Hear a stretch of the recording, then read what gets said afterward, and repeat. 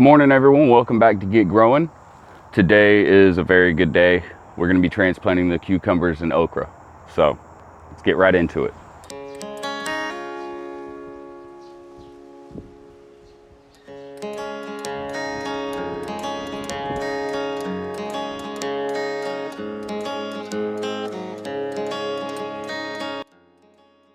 All right, so we are going to start off with transplanting the cucumbers first.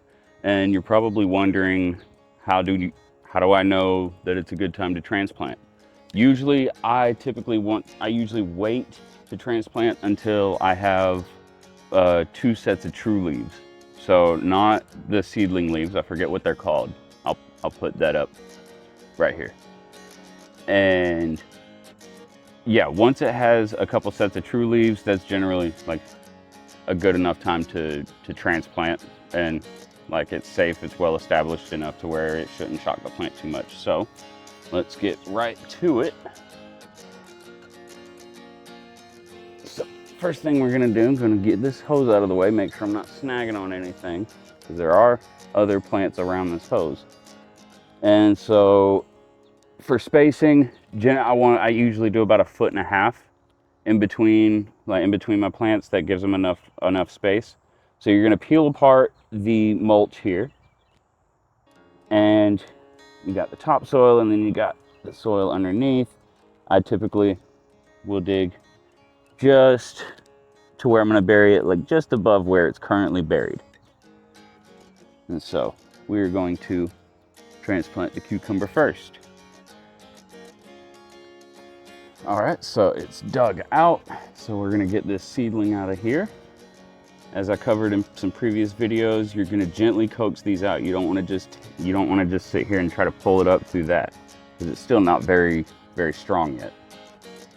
So we're gonna gently coax it out, give it some love taps. Come on now, there we go. Oh yeah, perfect. So it was just starting to get root bound, as you can see. That root bound is when the roots start chasing themselves around in circles at the base. That's basically signifying that the plant is wanting to grow more but doesn't have the space. But it's not so root bound that it's suffocating itself and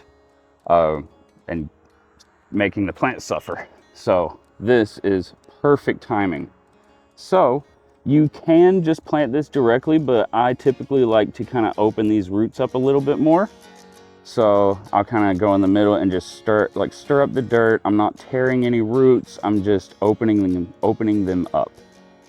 And that's gonna kind of speed up the process of it anchoring itself in the new dirt. And I'd say that's pretty good. And then drop it in, bury it down. Make sure you're not gonna have any air pockets.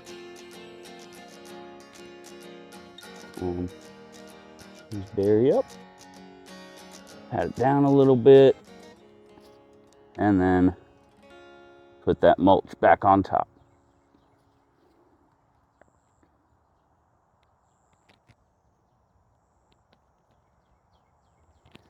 There we go. Also, remember to save your seedling cups. If you use my little hack with the K-cups, make sure you save these. Just rinse them out, use them again.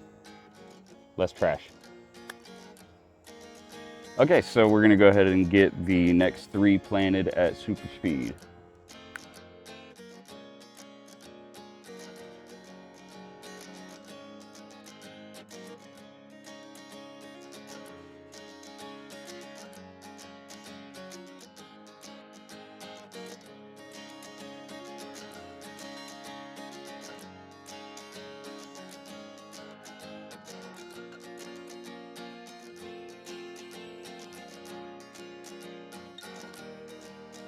Okay, so now it is the okra's turn, and I'm gonna take one of the okra out of this tray just to show you guys how to do it. If you took my advice and got one of these are amazing. So the bottom of these is silicone, and so they're They're very flexible, and so you can push up from the bottom. Makes it for a very easy extraction of the soil. I would just make sure it's a little bit damp first, so that way it kind of stays in one nice little clump. And as you can see, I'm really hoping I got all that in the shot, but as you can see, nice root structure. It's not root bound at all. And so we're just gonna tease these out a little bit. And I forgot to dig it out first. So let's go ahead and do that first. Or do that next, I should say. Digging out a little hole, filling up the little hole.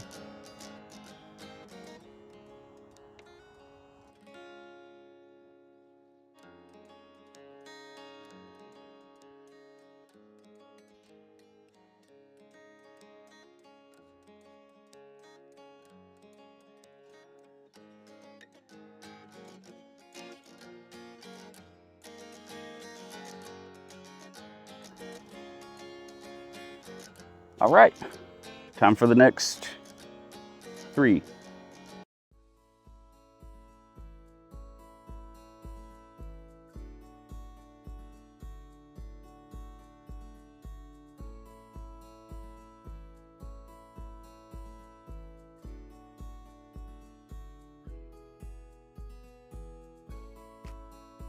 Okay, so we're gonna give everything a good watering, but I figured I would give you guys a little tip that helps, especially if you have soaker hoses and stuff like that and you don't want to sit out there and like have to keep a timer going and then go back out there, shut the water off, and sometimes you may forget and overwater your plants or yeah. So I like to get one of these timers. So one of these little dial operated timers here works amazingly. You can find them at Walmart. They're not expensive at all. They're like maybe, I think 10, 15 bucks, something like that. And so no water's flowing through it right now, except we're gonna turn it on. And it's just one of those little click timers, and when it cuts off, no more. It'll still click for a little bit, but no more water flow. And so I'm gonna set it for about a 20-minute time. So this soaker hose, I have it on a little 2-way split, one for the regular hose, which I'm not using right now, and this soaker hose. And so this is what the drip feed looks like. It says just a soaker hose. Once the water pressure builds up, it'll become like a steady stream of drops, and that just keeps soaking. That'll just slowly soak into the soil, and then everything will be watered. All right guys, before we go, I wanted to give you guys just a little update on the tomato trellising and also give you guys an example as to how to tie something off. So, be right back. Okay, so as you can see, this tomato plant has been bunched up a little bit because I haven't been pruning it. So what I'm gonna do is I wanna spread this out to increase the airflow a little bit. So I wanna tie the 2 main stems off and spread them out just a little bit. I don't wanna split them. I don't wanna cause any damage, but I do wanna kind of pull them apart. That'll increase the airflow inside, and it'll allow more room for growth later on. Okay, so all we're gonna do is we're gonna take one of our main stems. We have a piece of string right here. It's just that baling twine or arts and crafts twine, whatever you wanna use. As long as it doesn't have any sort of dyes in it, I'd assume it's safe for use. And so we're gonna pull this one over this way. And so I'm just gonna wrap the string around it. Just basically do one little, not even a whole loop, just up and over, just so I can pull on it like that. And then we're gonna move the camera over where you can see where I'm tying. Okay, so we are going to take one part of this, the one end of the string, and I usually just do little square knots, because square knots with a loop through one end, so that way it's easy to tie and untie. You can make it tight, but it's not gonna be crazy tight to where it's impossible to untie the knot. And also it makes it to where, I mean, it's, you know, loose, but not too loose. And it'll hold on to your plant, and I want to do that a little bit tighter. So I'm just gonna untie it, pull it a little bit more this way. There we go. And tie it off.